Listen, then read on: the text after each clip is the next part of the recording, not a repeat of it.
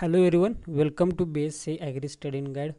So friends, today's lecture we have to see lecture number 7th for Fundamentals of Entomology, and course number for this is Ento 121 and credit for this course is 1 plus 1 is equal to 2.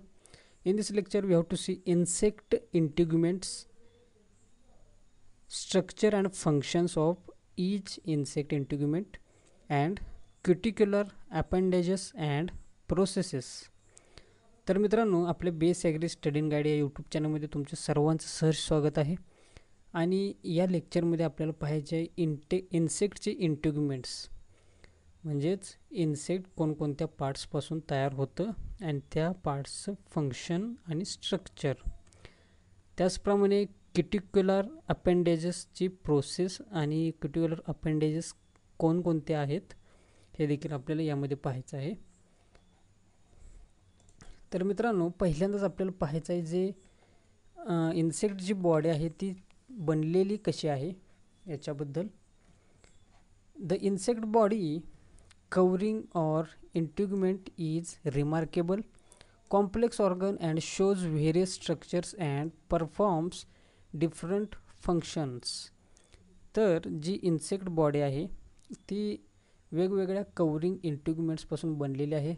त्यामधील जे organs आहेत ते complex आहेत, because जे insect असणार आहेत ते आकाराने छोटे असणार आहेत, त्यामुळे त्यामधील जे ऑर्गन्स आहेत ते कॉम्प्लेक्स असणार आहेत आणि त्यामध्ये जे वेगवेगळे स्ट्रक्चर्स शो करत असतात आणि त्यांचे जे ऑर्गन्स आहेत ते वेगवेगळे फंक्शन्स ही देखील करत असणार आहेत. The vertebrates have internal skeleton known as endoskeleton, while in insects it is located the body forming exoskeleton. तर जे वर्टेब्रेट्स आहेत त्यांचे जे इंटरनल स्केलेटन आहे त्याला एंडोस्केलेटन असं म्हणतात आणि जे इन्सेक्टमधील जे बॉडी फॉर्मिंग जे स्केलेटन आहे त्याला एक्झोस्केलेटन असं म्हणतात. तर या ठिकाणी पाहू शकता आपण की जे इन्सेक्ट आहेत त्यांचे जे वरचे जे आवरण बनलेलं आहे त्याला एक्झोस्केलेटन असं म्हणतात आणि इंटरनल जे स्केलेटन असतं वर्टेब्रेट्सचं त्यांना एंडोस्केलेटन असं म्हणतात. तर व्हॉट इज इंटिग्युमेंट? तर इंटिग्युमेंट म्हणजे काय आहे? The integument is the protective outer covering of the body. It is outer layer of insect comprising the epidermis, cuticle, basement membrane. तर जे इन्सेक्टची बॉडीची जे आउटर लेयर आहे ते इपिडर्मिस, क्युटिकल आणि बेसमेंट मेम्ब्रेनपासून बनलेलं आहे. त्यामधील पहा जे क्युटिकल आहे, त्यानंतर जे इपिडर्मिस आणि बेसमेंट मेम्ब्रेन याच्यापासून हे जे इन्सेक्टची जी बॉडी बनलेली असते आणि या सर्व पार्ट्स मिळून त्यांना इंटिग्युमेंट असं म्हणतात. Let's see about insect integument in brief. Insect integument is known as exoskeleton or body wall of insect. It is ectodermal in origin and not only act as external cover over the body but also help for muscle attachment, watertight barrier against desiccation and sensory interface with the environment. तर जे insect integument आहे त्यालाच एखाद्या इन्सेक्टचं exoskeleton असं म्हणतात किंवा body wall असं म्हणतात. जे इन्सेक्ट आहे त्याची जी कवरिंग मटेरियल असेल त्याला एक्झोस्केलेटन असं देखील म्हटलं जातं पहा.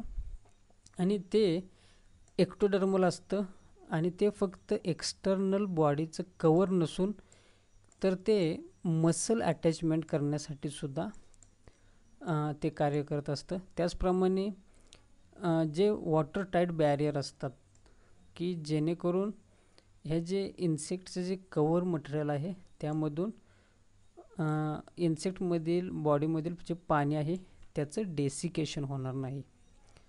त्याचप्रमाणे हे जे इन्सेक्टचे जे एक्झोस्केलेटन आहे ते सेन्सरी ऑर्गन म्हणून सुद्धा काम करत असतं की एन्व्हायरमेंटमधील. Okay, the structure of insect integuments consist of 3 functional region: cuticle, epidermis and basement membrane. जे इन्सेक्ट आहे ते क्युटिकल, इपिडर्मिस आणि बेसमेंट मेम्ब्रेन यापासून बनलेलं असतं. आणि ते जे फंक्शन्स आहेत त्याचे ते देखील आपल्याला पाहायचे आहे. यामध्ये पहा, जे क्युटिकल आहे, इपिडर्मिस आणि जे बेसमेंट मेम्ब्रेन आहे हे या अशा प्रकारे असतं. त्यानंतर आपल्याला पाहायचं आहे क्युटिकलबद्दल. पण मित्रांनो, तुम्ही जर या चॅनलवर जर नवीन असाल तर आपल्या BSc agri study and guide YouTube channel subscribe करायला विसरू नका. त्याचप्रमाणे टेलिग्राम ग्रुप आणि व्हॉट्सअप ग्रुपलाही तुम्ही जॉईन होऊ शकता. या सर्वांची लिंक व्हिडिओच्या डिस्क्रिप्शन बॉक्समध्ये दिलेली आहे. So let's about cuticle. तर क्युटिकल म्हणजे काय असणार आहे हे आपल्याला पाहायचं आहे. Cuticle insects are boneless individuals which are externally covered with durable flexible exoskeleton known as cuticle. This is important definition for the cuticle. तर जे बोनलेस असतात आणि एखाद्या इन्सेक्टचं जे एक्सटर्नली कवर केलेलं असतं आणि ते ड्युरेबल आणि फ्लेक्झिबल एक्झोस्केलेटन असतं त्याला म्हणायचं cuticle. It is outer most complex non-cellular layer secreted by epidermis made up of non-living material and undergoes the process of sclerotization by distinguishing them into 2 main layers. आणि जे cuticle आहे ते सर्वात बाहेरचं complex layer असणार आहे आणि ते नॉन सेल्युलर लेयर आहे. हे तुम्ही लक्षात ठेवायचं आहे. आणि हे सिक्रेट तयार होतं कसं, जे इपिडर्मिस आहे त्याच्या माध्यमातून हे तयार होतं आणि ते होतं नॉन लिव्हिंग मटेरियलपासूनच. आणि जे क्युटिकल आहे त्याचे 2 मेन पार्ट्स पडतात. त्यामधील फर्स्ट आहे epicuticle and it is external thin layer about 0.03 to 0.04 mu. Mu means 10⁻⁻⁶ meters in thickness and comprises of 4 superimposed layers, and that layers are cement layer, wax layer, polyphenol layer, cuticulin layer. जे इपिक्युटिकलर आहे त्याचा जो thickness आहे ते 0.03 ते 0.04 mu इतका असतो. आणि जे इपिक्युटिकल आहे ते 4 लेअरपासून बनलेलं असतं पहा. आणि त्यामधील first is cement layer and it contains lipoprotein formed by lipid and tanned protein such like that. Wax layer, due to compact wax molecule, prevent desiccation, and here desiccation means loss of water. Next layer is polyphenol layer, and this layer is responsible for tanning processes. Fourth layer in epicuticle is cuticulin layer, and it contains non-chitinous polymerized lipoprotein. And second part for the cuticle is procuticle, and procuticle is inner multilaminar layer secreted by epidermal cell having 0.2 to 10 mu and thickness running parallel to its surface and pierced by pore canals. म्हणजेच प्रोक्युटिकल हे कसं आहे, हे inner layer आहे आणि ते मल्टीलॅमिनर आहे. म्हणजेच एकावर एक घडी अशा प्रकारचे जे लेयर असणार आहे प्रोक्युटिकलरचं, आणि ते इपिडर्मल सेलपासून तयार होतात आणि त्यांची जे थिकनेस आहे तो आहे 0.2 ते 10 म्यू इतका. तर प्रोक्युटिकल बद्दल पहा की प्रोक्युटिकल कसं असतं, त्यामध्ये कोणकोणते घटक आढळून येतात ते पहा. And first is the procanals. Procanals are flat ribbon like fine ducts less than 1 mu diameter containing cytoplasmic extension of epidermal cells and concerned with transport of cuticular materials used to repair wound to epicutal. तर प्रोकॅनॉर काय असतात, जे flat आहेत आणि ribbon like fine ducts आहेत आणि त्यांचा जो डायमीटर आहे तो 1 म्यूपेक्षाही कमी असतो. आणि हे काय करतात, जे वाउंड असतात म्हणजे जखमा असतात इपिक्युटिकलला झालेल्या, ह्या रिपेअर करण्याचं काम हे करतात. नाव next is the sclerotization and it is process of hardening of sclerites which is carried in procuticle region dividing into 2 layers. म्हणजेच स्केलेरोटायझेशन म्हणजे काय आहे, स्केलराइट्सचं हार्डनिंग करणं. कशासाठी, की जे क्युटिकल आहे ते हार्ड बनण्यासाठी, ड्युरेबल बनण्यासाठी. आणि स्केलेरोटायझेशनचे 2 लेयर्स असतात. जे प्रोक्युटिकलचे जे रिजन आहे त्यांचे जे 2 लेयर्स आहेत त्यामधील first is exocuticle and second is endocuticle. Let's about the first exocuticle. It is outer hard dark and sclerotized portion of procuticle and it obtains dark colour large due to composition of tanned protein known as chitin and sclerotin. तर exocuticle काय असतं पहा, hard असतं. म्हणजेच एखादं तुम्ही insect पाहिला तर त्यावरती जे लेयर आहे ते हार्ड असतं पहा, आणि ते सहसा डार्क कलरचं असतं, मेनली ब्लॅक कलरचं असतात बिकॉज ऑफ टॅनड प्रोटीन. आणि टॅनड प्रोटीन म्हणजेच चायटीन.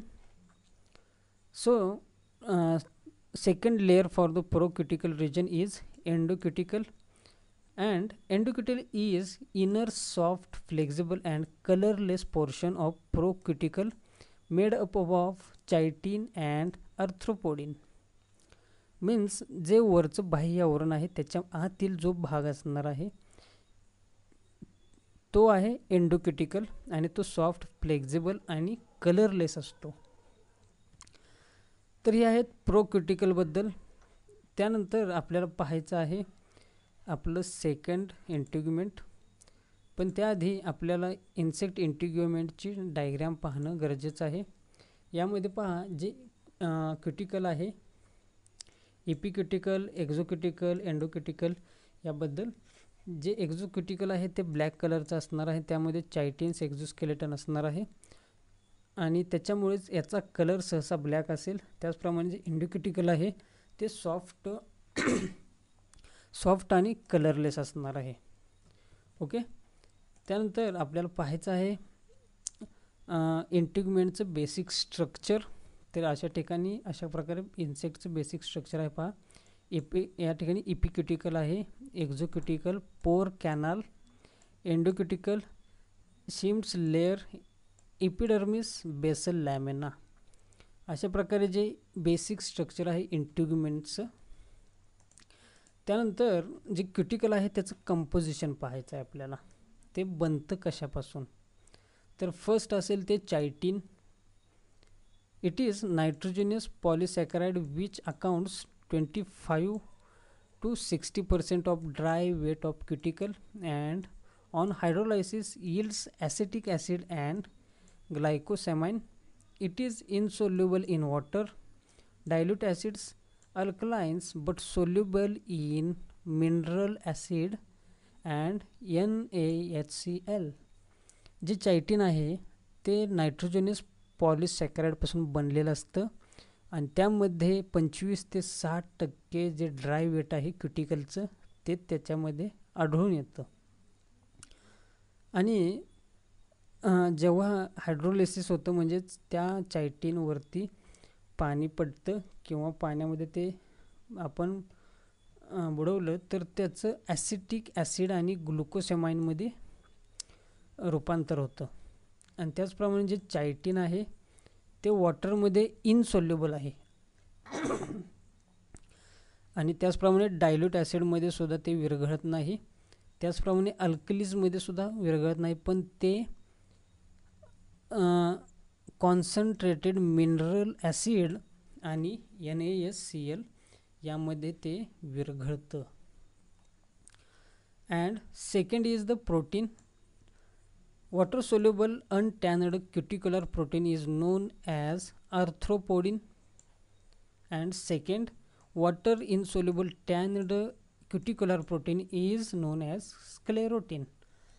तर जे अनटॅनड क्युटिक्युलर प्रोटीन आहे ते वॉटर सोल्युबल असतं आणि त्यालाच आर्थ्रोपोडिन असं देखील म्हणतात. आणि जे water insoluble tanned cuticular protein आहे त्यांना स्क्लेरोटिन असं म्हणतात. It is rubber like elastic cuticular protein responsible for flexibility of sclerites known as resilin. तर जे इन्सेक्ट असतात किंवा स्क्लेराइट्सला फ्लेक्झिबिलिटी जे प्रोटीन मिळवून देतात त्यांना रेझिलिन असं म्हणतात. So this is the composition of cuticle. Now next is the functions of cuticle. Means जे क्युटिकल आहे त्यांचे जे विशेष गुण किंवा त्यांचं जे कार्य आहे ते. Let's see first, protect internal organs from mechanical injury. तर पहा जे क्युटिकल आहे, जे आउटर कवरिंग आहे ते एखाद्या इन्सेक्टला मेकॅनिकल इंजुरी होऊ नये याच्यापासून ते प्रोटेक्ट करत असतात. Second, determine form and shape of insect. तर ते जे क्युटिकल आहे त्याच्यामुळेच एखाद्या इन्सेक्टला फॉर्म आणि त्या इन्सेक्टचा शेप हा मिळून येतो. त्यानंतर resistant to solution and corrosion. तर वेगवेगळे जे सोल्युशन असतील किंवा जे धूप होईल, करोजन होईल, जे केमिकल रिॲक्शन्स असतील त्याच्यापासून जे क्युटिकल आहे ते प्रोटेक्शन देत असतं. Provides attachment to muscles. जे क्युटिकल आहे त्याच्यामुळे जे वेगवेगळे जे मसल्स असतात इन्सेक्टमधील त्यांना अटॅचमेंट मिळतं. Reduce loss of water content in body means desiccation. डेसिकेशनपासून ते त्या बॉडीचं जे सुरक्षा करतं. त्यानंतर कन्संट विथ स्टोरेज एक्सक्रिशन. तर स्टोरेज आणि एक्सक्रिशन करण्यासुद्धा कार्य क्युटिकल करत असतं. Cuticular sensory organs helps in sensing the environment. Also it is helps in sensing the environment. These are the functions of cuticle. Now let's see about second appendages, means epidermis or hypodermis. And it is forms continuous unicellular layer of hypodermal cells resting on basement membrane along with tormogen and trichogen cells carrying following functions. तर जे हायपोडर्मिस आहे ते unicellular layer आहे की जे basement मेम्ब्रेनच्या वरती असतं आणि ते बेसमेंट मेम्ब्रेनच्या वरती असताना त्यामध्ये ज्या सेल्स असतात त्यामधील एक म्हणजे टोर्मोजेन आणि सेकंड ट्रायकोजेन. तर यामध्ये पहा या ठिकाणी जे सर्वात खाली असेल ते बेसमेंट मेम्ब्रेन, सेकंड इपिडर्मिस आणि हे जे सर्वात वरती असतं ते क्युटिकल. CEB हे लक्षात ठेवा. CEB cuticle, epidermis, basement membrane. So epidermis secrete new cuticle cells. It produce molting fluids which dissolves old endocuticle before immature insect molts. It absorbs digestive products of old cuticle and it repair wounds. तर जे epidermis आहे तर ते काय करतं, ज्या नवीन क्युटिक्युलर cells आहेत त्या सिक्रेट करण्यास काम करतं. त्याचप्रमाणे जे मोल्टिंग फ्लुइड्स आहेत ते प्रोड्यूस करतं. त्याचप्रमाणे जे ओल्ड क्युटिकल असतं त्याचे जे प्रोडक्ट्स असतील ते ॲब्सॉर्ब करण्याचं काम करतं. त्याचप्रमाणे एखादी जर जखम झाली असेल तर ती रिपेअर करण्याचं काम करतं आणि ते आहे ते इपिडर्मिस किंवा hypodermis. So this is second integument in insect body, that is epidermis. Let's see about third integument in insect body, that is basement membrane. Okay, let's see about it. The epidermal cell stands on basal lamina or basement membrane. Primary components of it are fibrous protein, collagen, glycoprotein and glycosome inoculums. तर हे components आहेत basement मेम्ब्रेनचे. The basal lamina acts as molecular sieve. It forms a sheet where muscles are attached. It may be produced by epidermal cells, but plasmocytes also contribute to it. तर जे एखादं insect असेल अशा प्रकारचा, त्याच्या खालील जो पार्ट आहे तो आहे बेसमेंट मेम्ब्रेन. तर हा मोलिक्युलर सिव म्हणजेच एखादं स्ट्रक्चर तयार केल्याप्रमाणे हे तुम्हाला दिसून येतं पहा. आणि ही जी अशी शीट आहे की यामध्ये जे सर्व मसल्स आहेत ते अटॅच केले जातात फ्रॉम बॉटम टू टॉप. आणि हे जे बेसमेंट मेम्ब्रेन आहे ते इपिडर्मल सेलपासून बनलेलं असतं. पण जे प्लाझ्मेटोसाइट्स आहेत ते सुद्धा हे मेम्ब्रेन तयार होण्यासाठी मदत करतात. Okay, now let's see next is the cuticular appendages. This is second point in this lecture. So there is appendages are over and next point is the cuticular appendages and processes. Let's see about it. Here cuticular appendages are and cuticular processes are. या ठिकाणी पहा जी क्युटिक्युलर appendages आहेत त्यांच्याबद्दल या ठिकाणी माहिती आहे आणि त्याचप्रमाणे हा डिफरन्स देखील असणार आहे अपेंडेजेस अँड प्रोसेसेस मधील. Let's see about first. Cuticular appendages are outgrowths and also cuticular processes also are outgrowths. Appendages connected with cuticle with membranous joints and cuticular processes are connected with cuticle rigidly, no membranous joints. Okay, let's say about they arise from epidermis cell and cuticular processes don't arise from epidermis. Here appendages are two types, unicellular and multicellular. Here also difference between unicellular appendages and multicellular appendages. We have to see both three difference or the three points in same time. Here unicellular appendages involves single epidermal cell. By other side multicellular appendages involves more than one epidermal cell. And here cuticular processes are either mycotrichia or spine. And his difference is here we connected with this point. Cuticular appendages in unicellular are setae, means microtrichia. Like that multicellular appendages, these are spines or fur. And here cuticular processes are microtrichia or spines. So this is the cuticular appendages. Now next difference or explanation about it. Cuticular appendages in unicellulars known as hairs. Like that in multicellular known as spines, immovable appendages present on tibia. By other side cuticular processes are Microtrichia. In Microtrichia, fixed hair-like structure present on wings of Mesoptera and Diptera.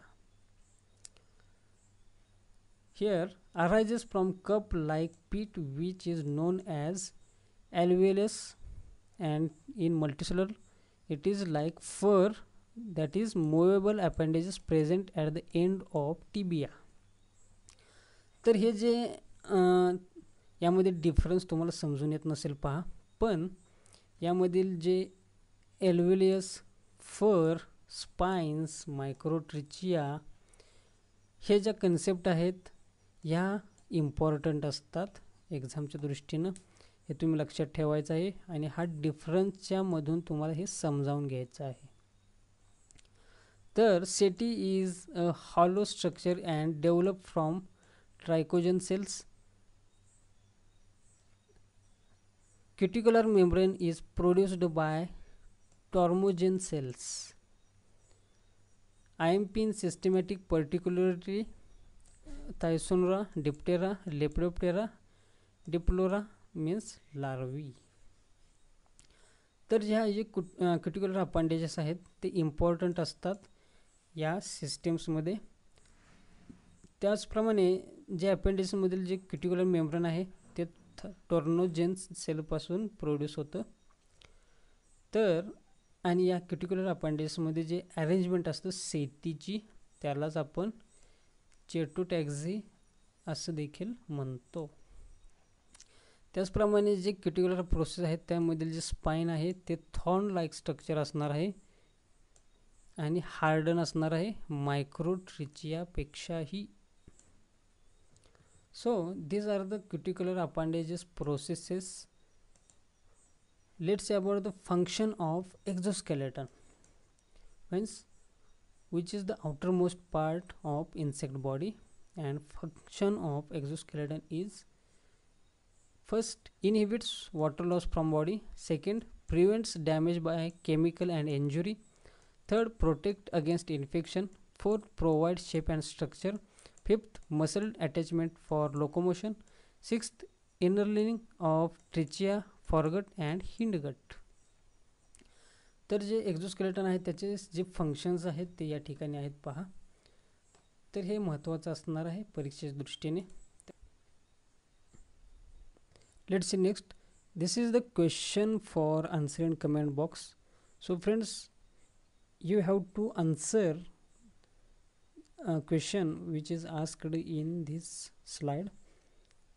तर मित्रांनो, आपण सर्व लेक्चर्समध्ये आपलं concept राबवतो question for answer in comment box, आणि या क्वेश्चनचा answer तुम्हाला द्यायचा आहे कमेंट बॉक्समध्ये आणि तुम्ही स्वतःला सिद्ध करायचं आहे तुम्ही ब्रिलियंट स्टुडंट आहे म्हणून. तर तो क्वेश्चन असणार आहे पहा: exoskeleton on insect made up of tanned protein named as dash dash dash.